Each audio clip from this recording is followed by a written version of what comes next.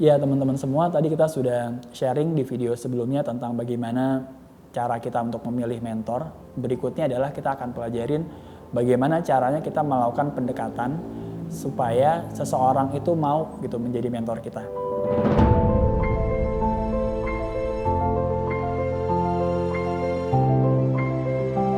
Ya teman-teman semua, tadi saya sudah share bahwa punya mentor itu sangat-sangat bermanfaat, tapi di sisi lain itu bukan satu-satunya jalan, dan jangan sampai itu jadi seolah-olah syarat kita baru akan bisa sukses kalau punya mentor. Tapi anyway, apa yang harus kita lakukan, apa langkah-langkahnya kalau kita pengen punya mentor? Yang pertama adalah pastinya kita perlu punya kriteria dulu gitu, karena jangan sampai kita berguru ke orang yang salah, jangan sampai kita mengangkat orang sebagai mentor padahal sebenarnya itu bukan tempat belajar yang tepat kayak gitu. Jadi kalau saya pribadi ketika kita mencari mentor, tadi pertama adalah kriterianya dia harus udah pernah sampai di sana gitu. Kita mau kemana dia harus udah pernah ngelewatin titik itu. Jadi karena pointless buat apa kita belajar sama orang yang dia sendiri juga nggak tahu seperti apa perjalanan ke area yang kita pengen gitu, ke goal yang kita pengen. Ilustrasinya seperti yang sudah di video sebelumnya adalah kita mau pergi ke Singapura, kita tanya sama orang yang udah pernah ke Singapura. Kita mau pergi ke Kenya di Afrika, ya kita tanya sama orang yang sudah pernah ke Kenya. Dialah orang yang bisa nge-guide kita gitu. Kalau misalnya dia belum pernah ke Kenya, sama-sama nggak taunya cuma sama-sama googling, sama-sama cuma tahu dari buku, menurut saya itu pointless gitu. Terus itu kriteria pertama, dia udah harus pernah sampai ke sana. Cari guru yang dia sudah pernah sampai ke sana. Kriteria kedua, ketika kita mencari mentor yang ideal, menurut saya adalah kita perlu melihat values-nya dia dalam hidup, values-nya dia dalam bisnis. Kenapa? Karena ketika kita nanti mengangkat orang sebagai mentor, itu sedikit banyak pasti kita akan melakukan modeling gitu. Kita akan belajar cara dia melihat sesuatu, kita akan belajar cara dia berpikir, kita akan belajar strategi-strategi yang dia punya, kita akan pelajarin kompetensi dan capability yang dia punya gitu. Termasuk values yang dia punya gitu. Untuk kita bisa lari kencang ke satu titik, itu nggak boleh ada satu hal pun yang nahan gitu. Misalnya kita ada orang yang dia udah masuk kriteria pertama, dia sudah pernah nyampe ke sana, misalnya dia udah nyampe di skala bisnisnya punya aset ratusan miliar misalnya kayak gitu. Tapi ternyata values-nya beda. Misalnya buat dia nggak jujur nggak apa-apa gitu, karena nggak ada orang yang jujur di dunia ini. Kalau lu terlalu jujur, lu nggak bakal nyampe ke sana. Lu nggak mungkin jadi triliuner kalau lu mainnya polos-polos aja, misalnya kayak gitu. Nah, ya kita tinggal nanya itu sesuai nggak sama values kita. Kalau misalnya itu ternyata sesuai sama values kita, ya oke, silahkan jadiin dia mentornya, dan kita akan bisa gas-gasan sekencang-kencangnya ngikutin guidance yang dia kasih gitu. Tapi akan pointless ketika misalnya kita secara environment itu nggak klop gitu, istilahnya nggak nyambung, bertentangan gitu. Yang sini bilang kalau mau dapat skala ratusan miliar harus berani nyogok misalnya kayak gitu. Kalau misalnya itu values-nya sejalan sama kita, itu hajar, itu saya yakin pasti akan nyampe gitu. Tapi kalau misalnya di sisi lain kita orang yang sangat believe dengan kejujuran gitu ya, kuat banget ketanam dari kecil, uang itu harus berkah, bla bla bla gitu. Jangan kasih makanan sesuatu ke keluarga kita, sesuatu yang ada kotorannya, itu pasti ntar nggak bagus itu. Itu jadi kita kayak mau ngegas gitu, tapi rem tangannya nggak lepas gitu.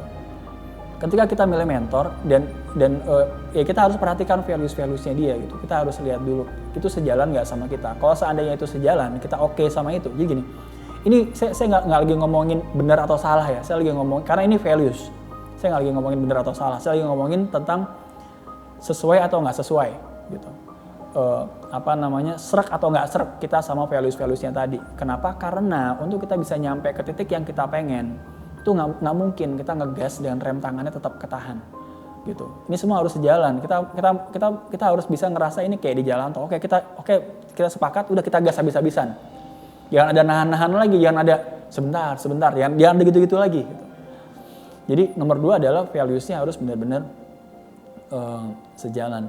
Terus yang kriteria ketiga adalah personality. Satu hal yang akan mempermudah juga ketika kita menjadi kita menjadi mentee dari seseorang gitu. Ketika orang mengangkat kita menjadi orang bersedia menjadi mentor dari kita gitu. Itu adalah ketika kita ngelihat orang ini punya personality yang mirip sama kita gitu. Kalau misalnya teman-teman adalah orang yang sangat extrovert, deal maker dan kreatif, coba cari mentor yang punya sifat-sifatnya kurang lebih mirip sama itu. Kenapa? Karena masing-masing orang, kita sama-sama tahu lah, tiap-tiap orang tuh punya sio kayanya masing-masing. Tiap-tiap orang itu punya jalurnya untuk menjadi sukses sesuai dengan gaya mainnya masing-masing gitu. Ada yang gaya mainnya adalah dia tipikal orang yang dia sangat hati-hati, penuh perhitungan, semua serba terkalkulasi, sangat-sangat hemat, sangat-sangat sederhana hidupnya gitu.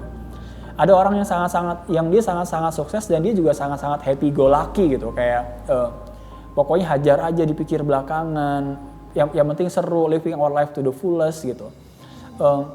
Ketika kita punya kepribadian yang cenderung mirip sama mentor kita, itu kita akan lebih gampang juga nyontohnya gitu. Misalnya ketika bicara tentang leadership, tentang memberikan pengaruh kepada tim gitu, kayak saya sendiri cenderung buat nyari guru orang-orang yang dia sama kayak saya, cenderung introvert, cenderung